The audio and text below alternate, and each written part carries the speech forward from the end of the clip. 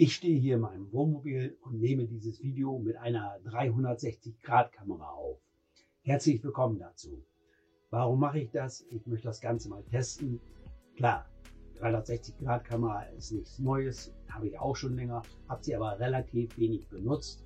Habe jetzt noch mal eine neue und habe mit meinem Enkelsohn Nils zusammen das Ganze mal so ein bisschen ausgetüftelt, beziehungsweise haben wir uns mehr damit beschäftigt, um auch mal interessante Aufnahmen zu machen.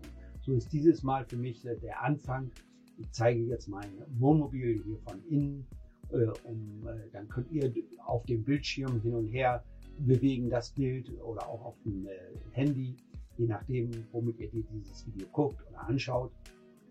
Und könnt so das Wohnmobil hier von innen genau euch angucken.